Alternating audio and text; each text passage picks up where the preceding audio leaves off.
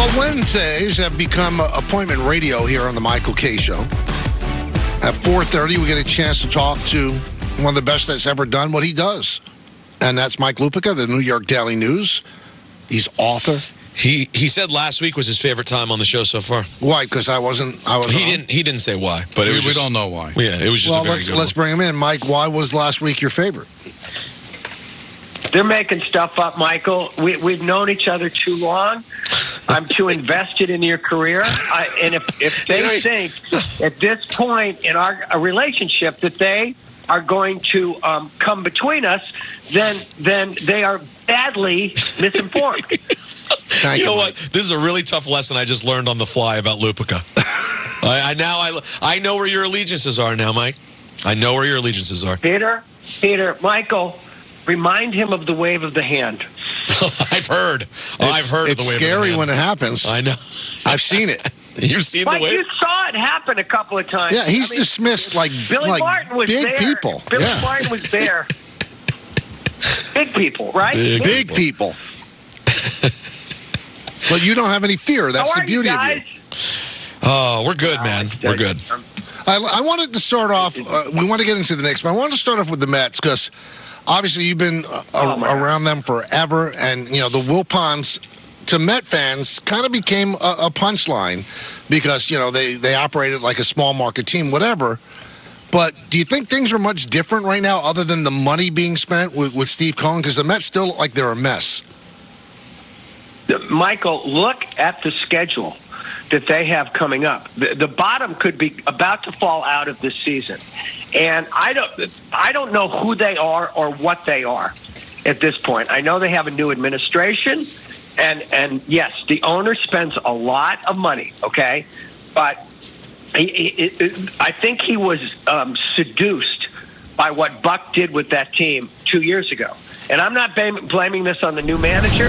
He had a right. Stearns had a right to bring in his own guy.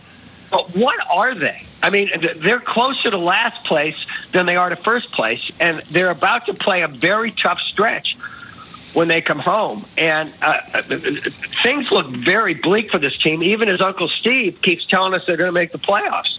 Well, here's the thing. I mean, David Stearns is a bright guy. He made the playoffs 4 out of 5 years in Milwaukee. But, again, I'm a child when it comes to this. You know me, Mike. I'm vindictive, and I'm a friend with Buck Showalter, as you are. Doesn't Stearns owe Buck Showalter a conversation before having Billy Epler fire him?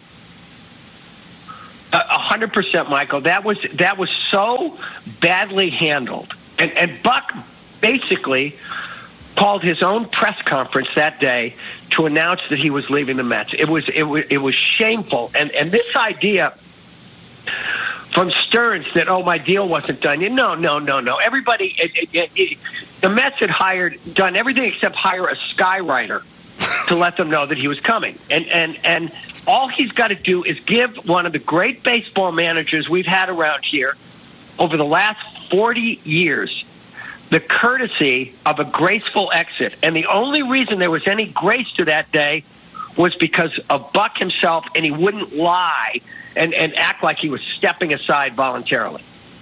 Yeah, it's certainly a black mark at the start. Maybe it could be cleared up as we go along, but he's never answered that question, so it's kind of interesting. What was your take on how the Knicks departed?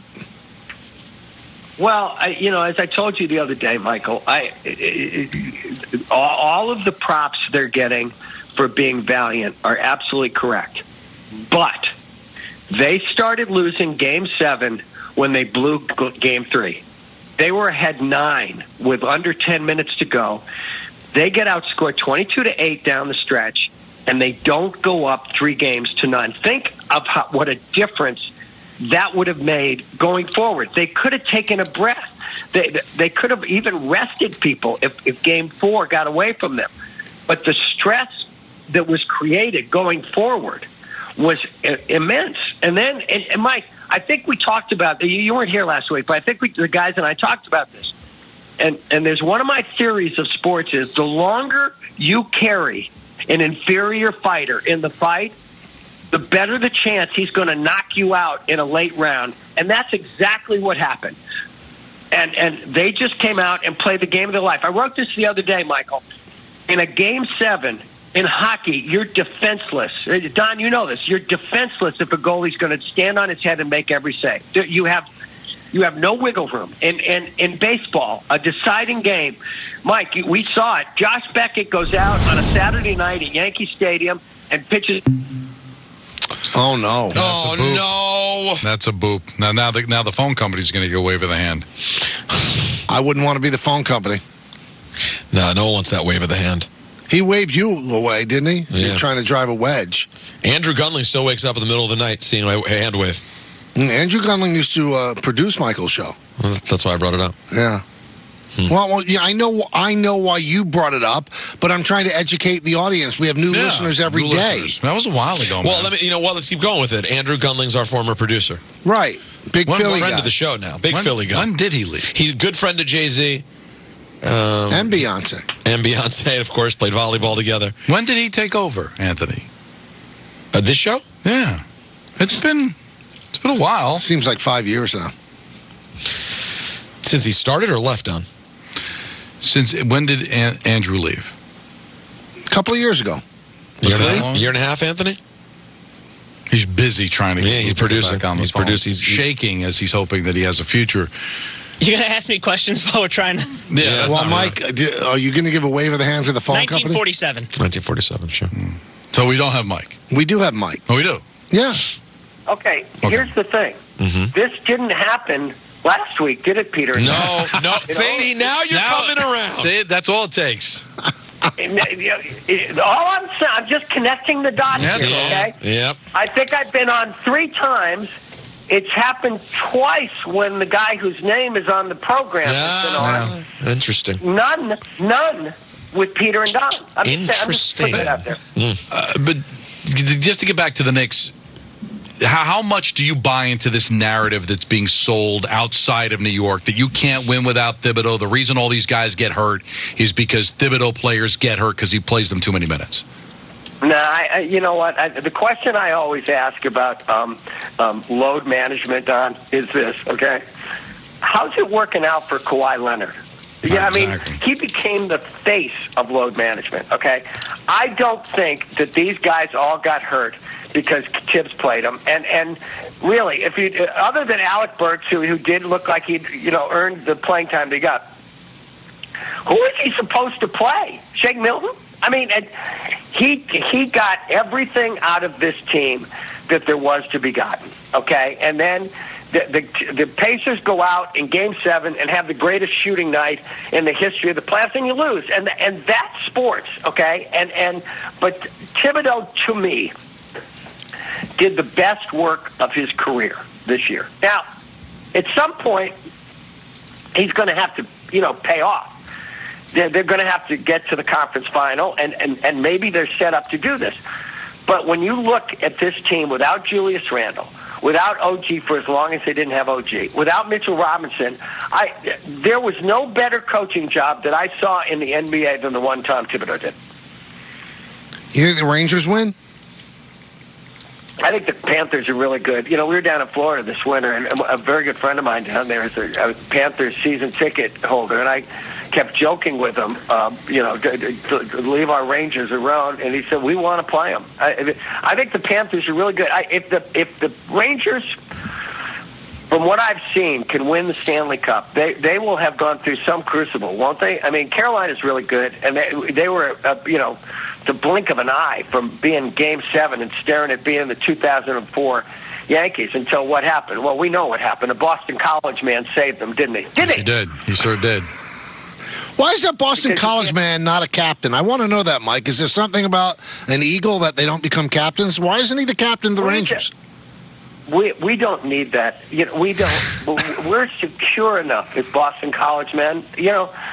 Flutie was a captain, but he was an outlier. But Chris Kreider does not need any more titles other than this Game 6 hero. Yeah. I mean, for him, the only thing that he lacked, right, guys, in Game 6 was if he predicted victory before he went out and did what he did. He did predict he was going to score. He just didn't say a hat trick, but it was definitely Messier adjacent. But you're the perfect person to ask this because Matt Rempe's become like a folk hero. I mean, I'll be at the game tonight, and during warm-ups, they're chanting his name. It's for a fourth-line winger. I've never seen somebody become so popular among the fans to the point where they want him to play tonight, even though their coach, who they love, doesn't think that it's a good idea. Can you think of another player that maybe the fans just loved, even though he may not, like, from the playing time or the stardom, deserve that kind of love?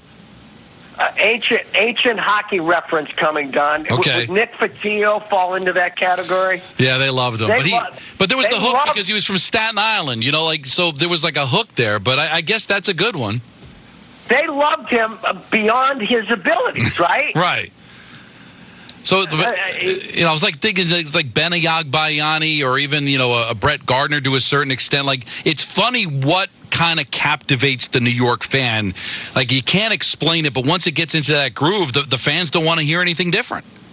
No, it's true, and it's whatever your favorite dirty uniform was in baseball. Okay, I mean, even for that brief moment a million years ago when it was Brian Doyle, or Shane Spencer came along, and it here's the thing, and it's the beauty of sports. It doesn't take much, and by the way, sometimes there's no logic to it. I mean, I don't know how good of a hockey player. I don't know enough about hockey at this point in my life to know how good a player the big kid is. But he did help change the personality of the team in moments, right? Right.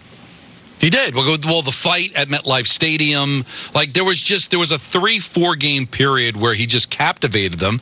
But you don't have to know a ton about hockey. If your coach only let you play 4 minutes and nailed you to the bench in a close game in the third period, then I think you got to find somebody else to play. Yeah, I think like if they lose tonight and they get pushed around a little bit, I mean that may raise his profile pretty quickly, but. They're really good. They averted disaster at the end of the Carolina series. And now we'll see. It's always interesting to me. And, Michael, you know this. You remember what happened to the Tigers twice with long layoffs in the playoffs because they swept? And you just never know. I mean, this isn't quite that long a layoff, but it's a pretty good amount of time at a time of the year when you're into the routine of basically playing every other night. So it'll be interesting to me just to see how they come out, even in the first period tonight. Now, we're talking with Mike Lupica. Wednesdays with Lupica, it's become the talk of the town. It really is. Before we let you go, I think I want to revisit, because it's such a vast time that you've covered New York sports. Of all the years that you've done this, your favorite subject to cover, was it Steinbrenner? Was it Parcells? Who was it? It was Reggie. Really? It was Reggie, even though it was a small amount of time. And I'm going to tell you that. I'll give you Parcells is very close to being the top because, Michael, anybody who reads my column knows I probably quote Bill Parcells' isms more than anybody I've ever covered. Okay, but Reggie. Everything that happened then